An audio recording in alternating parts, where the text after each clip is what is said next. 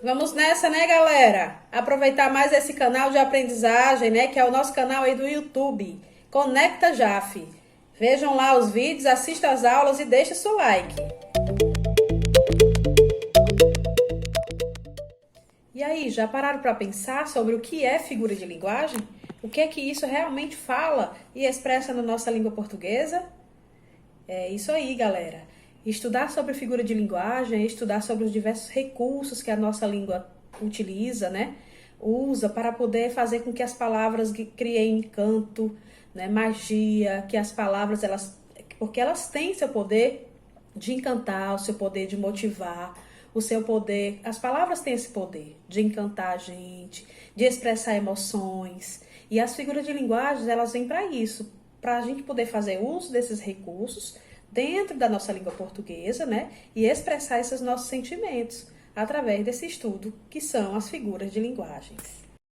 E aí, esse assunto, ele vem sendo abordado lá no segundo capítulo do nosso livro, na nossa primeira unidade de estudos gramaticais, tá certo? Mas para que a gente possa, né, entrar no nosso assunto sobre figura de linguagens, que o nosso livro, ele traz inúmeras figuras, né, várias figuras, ainda existem muito mais, mas nós vamos estudar aqui algumas. E aí eu estou dividindo esse estudo em dois momentos. Nós teremos esse primeiro momento, onde nós iremos estudar 5 figuras de linguagens, né, que traz aí no nosso livro, tá bom?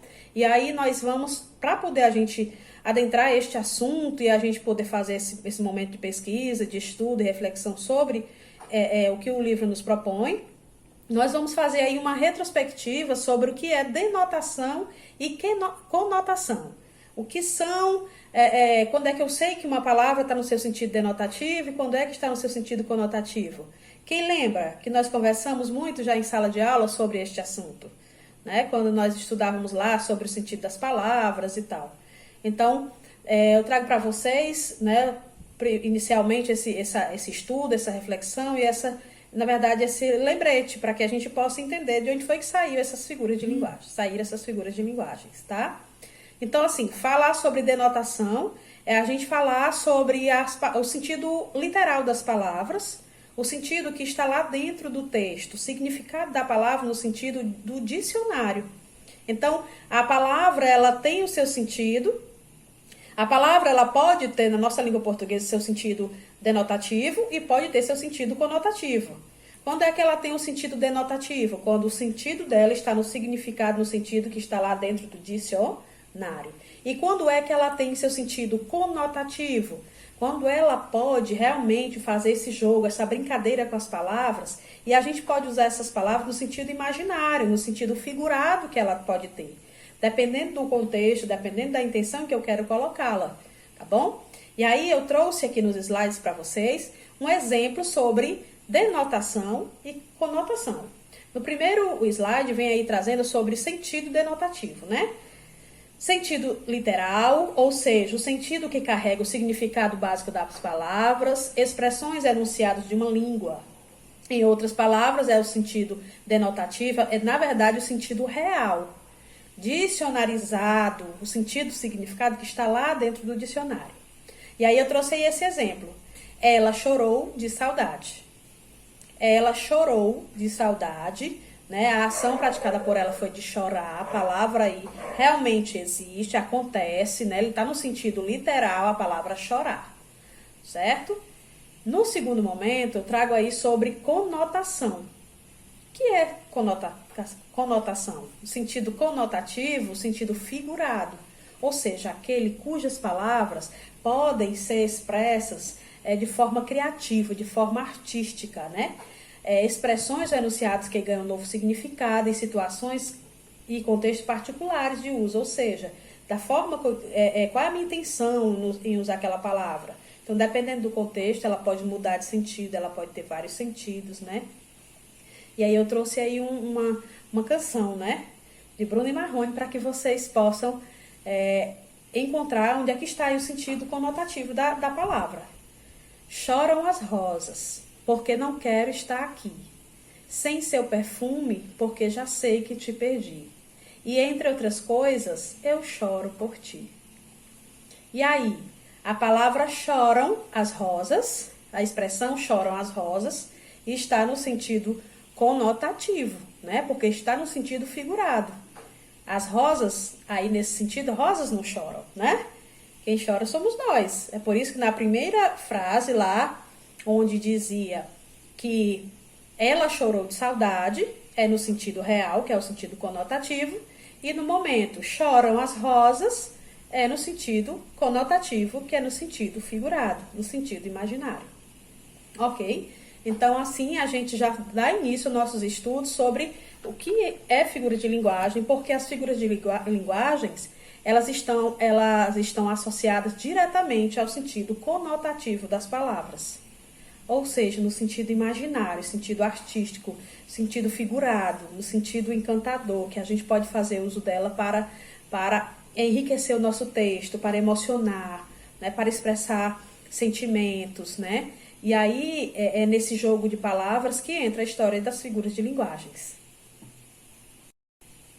E seguindo aí a ordem que traz o nosso livro, né, a primeira figura de linguagem, que é um estudo que começa na página 107 do nosso livro, né, sobre o que são figuras de linguagem, né, que eu já falei para vocês, que são os recursos, né, que a gente utiliza para poder fazer uso das palavras de forma encantadora, de forma que a gente possa enriquecer o nosso texto, dependendo da nossa intencionalidade.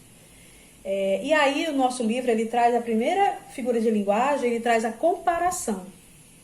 Comparação e metáfora, né? Por que traz junto a comparação e metáfora?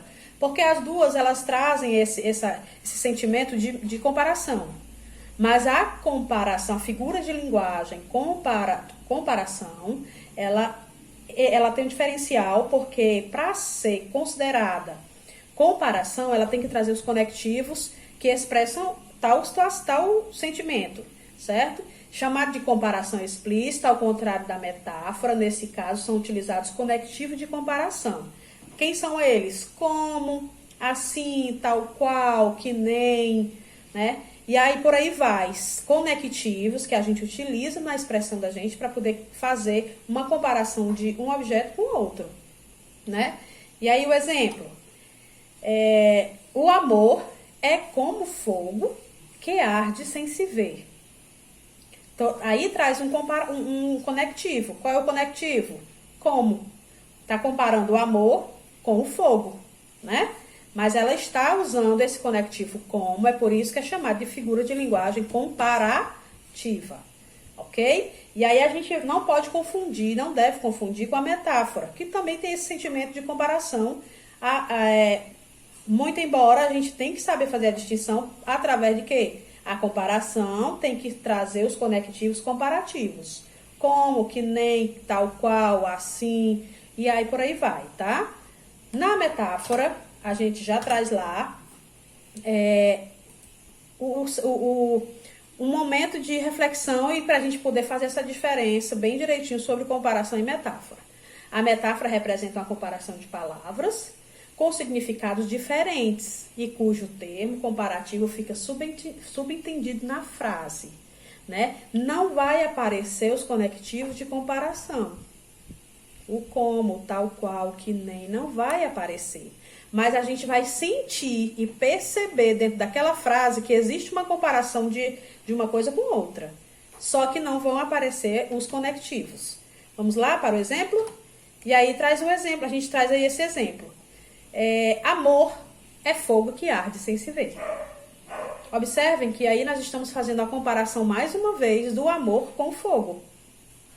Mas nós não estamos utilizando os conectivos que foi colocado lá na figura de linguagem comparação. Concordam? Então aí nós estamos nos deparando com uma figura de linguagem conhecida como metáfora. Ok? Metáfora dá esse sentido de comparação, o amor é fogo. Então diz que o amor também é fogo, é comparado ao fogo. Mas na nossa frase nós não temos aí os elementos comparativos. Então nós estamos nos deparando aí com uma metáfora. Vamos à próxima lá que o nosso livro traz, que é o quê? A metonímia. Metonímia, que é isso? Que será isso no nosso estudo das figuras de linguagens, né? A metonímia é a transposição de significados considerando parte pelo todo, autor pela obra, né? O produto pela marca, a marca pelo produto, na verdade. A gente faz uma generalização para poder fazer uso de um único produto, certo? É o todo, o todo, é a parte pelo todo, ok? E aí a nossa próxima figura de linguagem é a metonímia, né? Que aí no nosso livro, na página 108, diz assim: metonímia é uma figura de linguagem que consiste na substituição de uma palavra por outra, tomando como base em uma relação de interdependência ou de aproximação entre essas palavras. Né? Então, o que é isso? O que é a gente entender e encontrar quando a gente se depara com uma metonímia? É quando a gente faz, de repente, o uso de expressões que generaliza o produto pelo único nome. Né? Um exemplo, eu tenho... a gente diz assim, vou comprar uma Aqui Boa. A Aqui Boa, na verdade, é a marca. É uma marca das águas sanitárias. Né? Então, eu faço... vou comprar sabão Omo, vou comprar o Omo. Né? Vou lavar roupa com Omo. E, no entanto, a gente não está usando nada de Omo. A gente está usando qualquer outro sabão em pó. Mas a gente internalizou e entendeu que a gente acaba generalizando todos os sabão que são em pó. Todo sabão que é em pó, a gente acaba chamando de Omo. E toda a água sanitária a gente acaba chamando de Que Boa, porque a gente acabou sendo senso comum, e isso aconteceu o quê? A metonímia. Quando a gente diz a parte pelo todo. A gente expressa só uma única parte do todo. Né? Existe a água sanitária, mas a gente não vai dizer assim, eu vou lavar roupa com o sabão Urca, sabão em pó Urca. A gente só diz assim, sabão Omo. Né? Então, assim, a gente acaba usando a parte pelo todo. A gente diz que leu Machado de Assis, como traz aí no nosso livro. Eu li Machado de Assis. Ninguém foi lá, né, no caixão e abriu Machado de Assis para ler. A gente lê uma obra de Machado de Assis. Então, quando a gente faz uso dessas expressões, que a gente acaba generalizando, porque a gente faz uma associação ao que é para ser realmente dito, e existe uma fundamentação no que a gente está dizendo, porque tem uma relação direta de sentido, a gente está fazendo uso do estudo de figura de linguagem metonímia, ok? Depois o nosso livro traz aí duas figuras de linguagens também que são um pouco parecidas, mas que têm suas particularidades, tá? Nós temos aí a antítese, tá? Na antítese, o uso de termos que têm sentidos opostos, sentidos contrários. Né? A gente se depara com frases, com poemas que tem, né, traz assim, como diz aí no exemplo, dormir e acordar está difícil. Dormir e acordar, né? São duas palavras opostas uma da outra, tem sentidos contrários. Então, a antítese é uma figura de linguagem onde a gente faz uso de palavras com sentidos opostos, certo? Contrário uma da outra, ok? E existe a relação deles era de amor e ódio. Outro exemplo que eu coloquei aí. Existe a relação deles entre amor e ódio. Né? Amor e ódio, duas palavras opostas. Em seguida, nós estamos aí com o paradoxo. Paradoxo é uma figura de linguagem que também representa esse uso de ideias que têm sentidos opostos, não apenas de termos, tal como no caso da antítese. Da antítese são termos opostos mesmo. Eles são um é contra o outro. Amor é contra o ódio. Céu e terra, dia e noite. Na antítese há esse sentimento de contrariedade mesmo. Um é contra o outro, tá? No paradoxo, ele faz uso desses sentimentos opostos, mas é para expressar, né, uma ideia, tá certo? Muitas vezes o paradoxo pode expressar ideias absurdas e aparentemente sem nexo, entretanto ela expõe uma ideia coerente e fundamentada na verdade. Então essa intenção de juntar duas palavras opostas, quando a gente vai estudar sobre o paradoxo, ela acaba que se juntando, mesmo que elas sejam opostas, elas se juntam naquele texto e tem um sentido. Né? A intenção é entendida e compreendida porque que elas devem estar ali. Vamos lá para o exemplo? Nós temos aí, estou dormindo acordado. Dormindo e acordado são duas palavras que expressam oposição, porém, o uso dessa expressão, ela tem um sentido. Qual é o sentido quando eu digo estou dormindo acordado? né? O sentido de que eu estou cansado, não é isso? Dormindo acordado, que a gente está ali cansado, sonolento, e aí ou então que a gente deixa as coisas passarem. Então, são expressões que, mesmo fazendo uso de palavras opostas, elas têm uma intencionalidade fundamental e com um sentido real da expressão que está sendo colocada ali, tá certo? O outro exemplo, o amor é ferida que dói e não se sente. Ferida que dói e não sente. Que ferida é essa que dói e não sente? Ou você sente a dor ou você não sente. Porém, esses sentimentos opostos aqui tem a intenção de mostrar a nós o quê? Que o amor é ferida que dói e não se sente. Que é um sentimento que a gente quer ter, que a gente quer amar, que a gente quer ser amado. Né? Que passa por momentos difíceis, mas que vale a pena amar e que vale a pena ser amado também. Que é aí do nosso querido Luiz Vaz de Camões.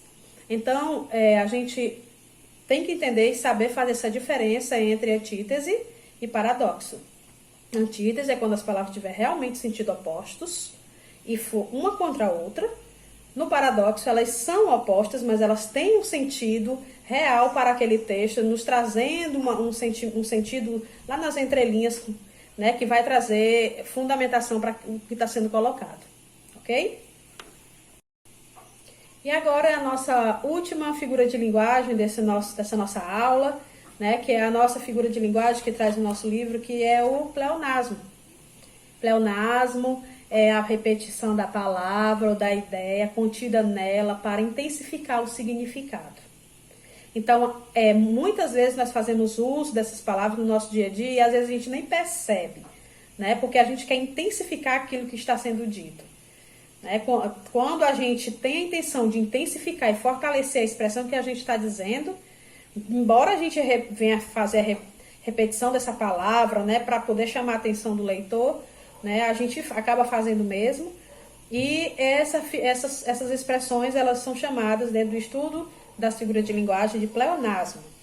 Ok? E aí eu trouxe como exemplo, menino, entra para dentro, sai para fora. Quem nunca disse, sobe para cima, desce para baixo, né? E aí a gente acaba fazendo uso dessas expressões sem ao menos perceber que a gente acaba repetindo a mesma expressão, dizendo a mesma coisa duas vezes. Por quê? Porque a nossa intenção é fortalecer o que a gente está dizendo. Então, o pleonasmo, ele tem esse poder de fazer com que a gente queira fortalecer a expressão que está sendo dita, tá bom? O último exemplo é a nossa tirinha, que diz assim: saia pra fora, Rex. Ela te enxotou com um pleonasmo impossível. Ela não seria capaz. Então, o que era? Entendi. Levar saia pra fora.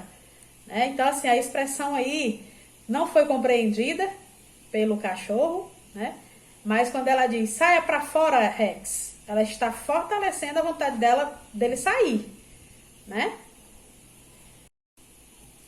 Bom, e aí, para concluir o nosso estudo dessa semana, né, o estudo de hoje, eu desejo a todos que tenham entendido o que eu vim trazer para vocês, tá certo? Que todos fiquem bem, né? Que a gente possa ficar em casa, que a gente possa se resguardar o quanto mais que a gente puder fazer. Isso é importante, para que o mais rápido possível nós possamos estar juntos mais uma vez. Juntos presencialmente. Nós não nos separamos, nós estamos juntos porque nós estamos nesse momento virtualmente. Né? Então, sintam-se todos abraçados e, né, dizer a vocês que estou com o coração cheio de saudade. E eu não poderia deixar de trazer uma frase para vocês. Primeiro, desejar bom desempenho na atividade dessa semana, a partir do vídeo que vocês estudaram. E dizer que quando fazemos da união nossa principal arma na luta por um objetivo comum, vencer é uma tarefa que se torna bem mais fácil. Então, se todos nós nos unirmos com o mesmo objetivo, entender que esses momentos que a gente está tendo aqui de assistir às aulas, nesses momentos de a gente tirar dúvida lá no Meet, quando na semana a gente tem a oportunidade de assistir a aula e tirar dúvida com o professor, né? É um momento diferente para a nossa vida, mas que a gente possa aproveitar. Se nós todos aproveitarmos esse momento, tirarmos nossas dúvidas e nos unirmos, com certeza iremos passar por esse momento vitoriosos, mais fortes, mais unidos e preparados para enfrentar o nosso dia a dia e a nossa vida. Então, fiquem com Deus. Obrigada por tudo, obrigada por terem ficado aqui assistindo. Não deixem de curtir no nosso canal, né, no Conecta Jaf, que é tudo preparado com muito amor para vocês, tá? Um abraço aqui da professora de português, Alexandra.